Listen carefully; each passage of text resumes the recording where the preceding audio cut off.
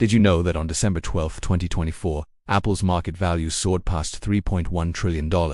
That's more than the entire economy of India. But this wasn't just a financial milestone. On that day, something strange happened.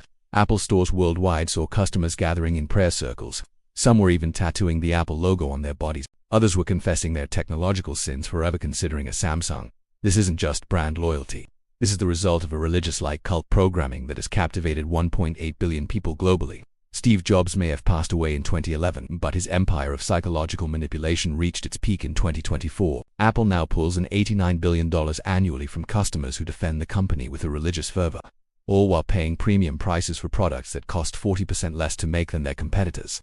The average Apple user spends over $1,200 a year on their products and services, not because they need them, but because leaving feels psychologically impossible. But here's the truly terrifying part.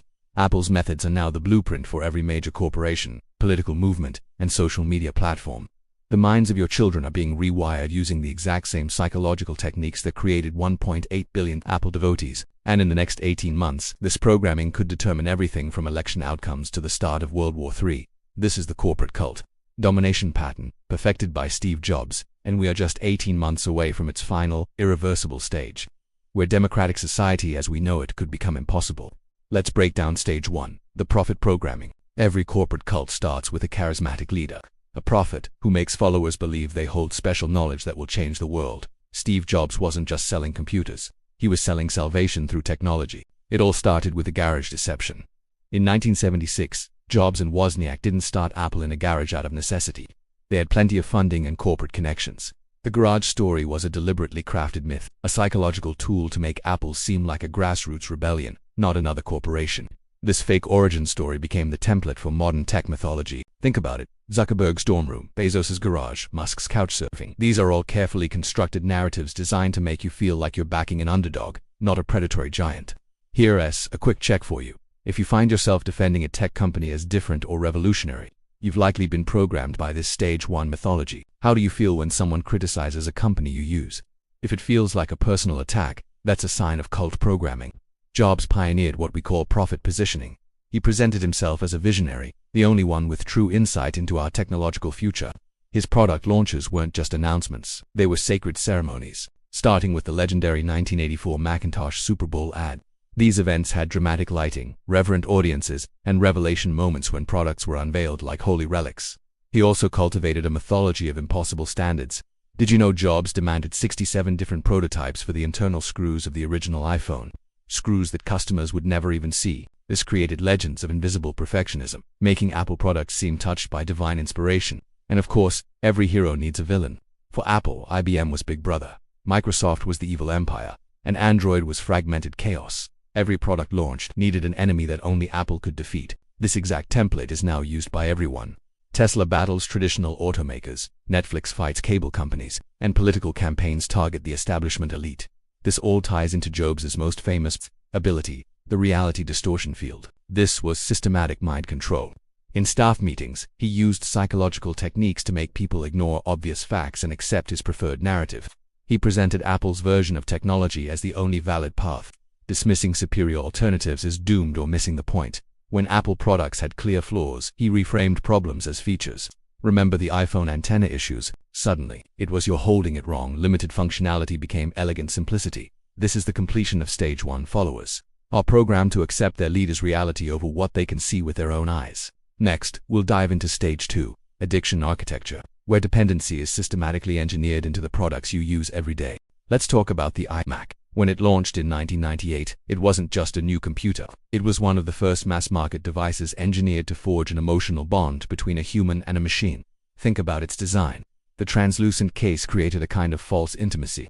You felt like you could see its inner workings, that you knew your computer on a deeper level. This simple trick generated an attachment that old, opaque beige boxes never could.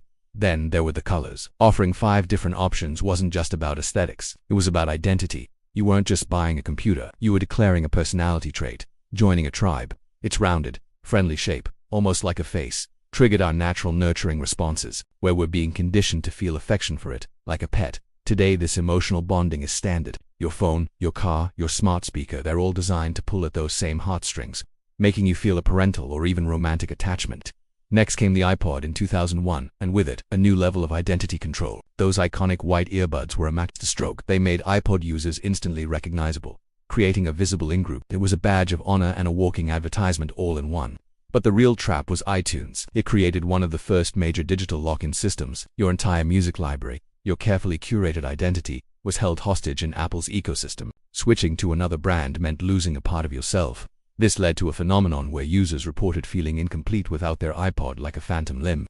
Fast forward to today, and smartphones have perfected this. The average person checks their phone over 300 times a day and feels genuine anxiety if it has gone for just a few minutes. These are the clinical symptoms of addiction. Even the packaging was part of the plan. Steve Jobs turned unboxing into a ceremony. Apple's packaging took months to design, sometimes as long as the product itself. Opening it became a ritual, a slow reveal with multiple layers designed to build anticipation and extend the pleasure of ownership. It made you feel like you had earned it, not just bought it. The packaging was also designed to look perfect in photos, encouraging you to document and share your purchase. You became an unpaid marketing agent, spreading the gospel. This was the completion of stage 2. Customers were now psychologically dependent on the products, far beyond their basic function. Then came stage 3, ecosystem imprisonment. This phase was all about making escape psychologically and financially catastrophic. The iPhone, launched in 2007, was the ultimate control device. Its interface was engineered for addiction, using variable reward schedules just like a slot machine with its endless notifications and updates. Within 2 years, users were checking their phones over 150 times a day. Features like iMessage and FaceTime created social barriers. If your friends were all on Apple, leaving the ecosystem felt like choosing social isolation. The App Store was another brilliant prison. It gave Apple total control over your experience and a 30% cut of almost everything you bought digitally. Over time, you'd invest hundreds, even thousands, in apps, music, and subscriptions. Leaving meant writing off that entire investment. Today, the average iPhone user has over $800 in sunk costs. Switching means losing years of photos, messages, and apps. Studies have shown this can create a trauma response similar to leaving an abusive relationship. To reinforce this cult-like membership, Apple created its own temples, the Apple Stores. They weren't just retail spaces. The clean cathedral-like architecture and focused lighting made the technology feel almost divine. The support staff weren't technicians. They were geniuses, trained to make you feel like you were receiving wisdom from a higher power. And that today at Apple sessions were like religious education, teaching the faithful how to integrate the technology deeper into their lives. The stores became pilgrimage sites, destinations for believers to gather and be surrounded by their shared faith. It was the final step in building a world you'd never want to be able to leave. Let's talk about Steve Jobs' product presentations. They weren't just announcements. They were global religious events. People would wait in line for over 12 hours. This anticipation, this sacrifice, made the experience feel earned, almost sacred. The structure of the presentation itself was a revelation. New products were dramatically unveiled. Remember that classic line, "One more thing." It was like a religious revelation, creating a moment of shared experience for thousands in the room and millions watching the live stream. Everyone felt like they were part of a historical moment, creating a false sense of intimacy with Steve and Apple. At this point, escape becomes psychologically and practically impossible because the community gives you a sense of identity and belonging. Now, let's move to the present day. We've entered a new stage, total life integration. Under CEO Tim Cook, Apple shifted from just selling products to selling permanent relationships. Think about it.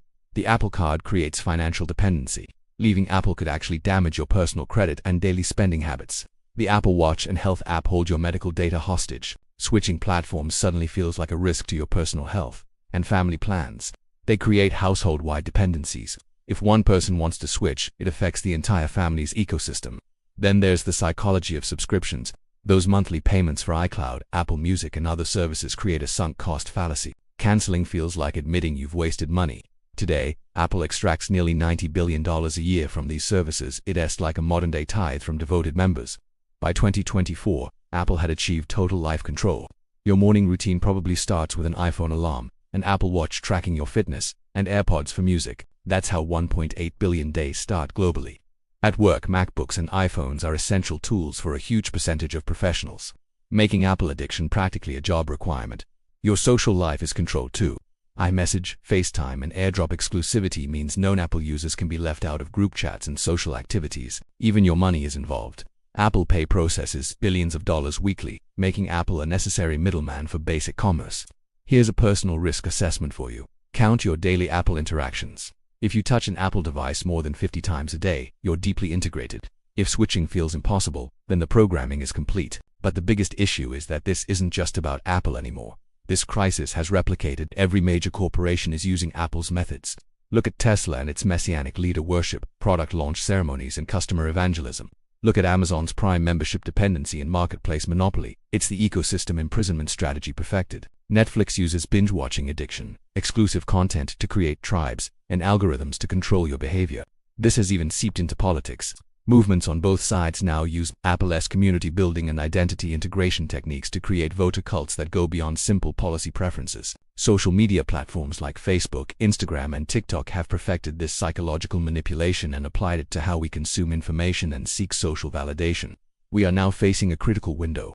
Multiple systems are approaching completion at the same time. In the near future, political cults using these methods could make evidence-based voting impossible, as tribal identity overrides factual analysis. Social media addiction might reach a point where users can't process information outside their algorithmic bubbles. Corporate ecosystems in finance, health, and communication will achieve Apple-level lock-in, making resistance economically impossible. And with the rise of AI, systems trained on these techniques will personalize the manipulation for every single individual, making it psychologically impossible to resist.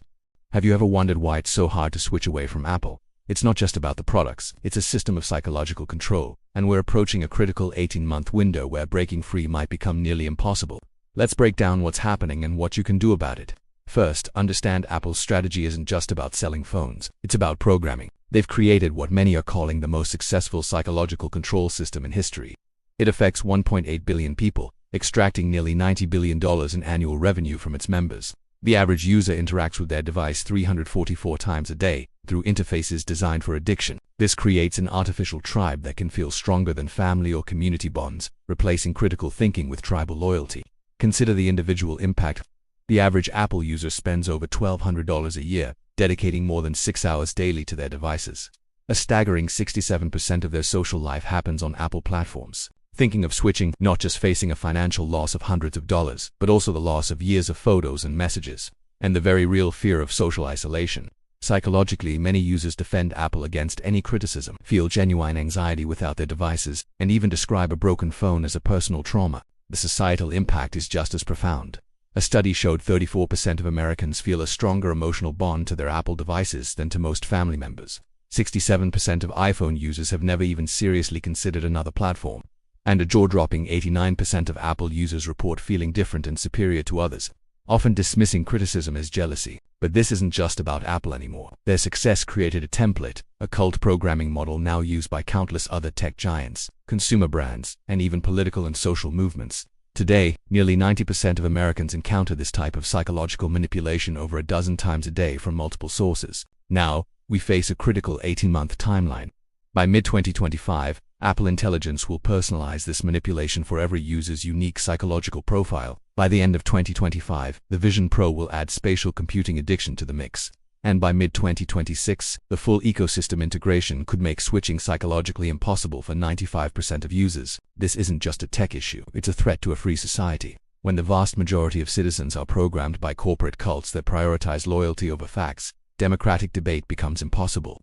Elections can be swayed not by policy, but by programmed tribal instincts. So, what's the countermove? Resistance. Start with a digital detox, systematically reducing device use to reclaim your critical thinking. Achieve financial independence by diversifying away from Apple's payment systems and subscriptions. Build social connections outside of Apple's messaging apps. Take back your data, storing it independently so you're not held hostage. Practice questioning your emotional responses to corporate messaging, and connect with others to build communities independent of these corporate tribes.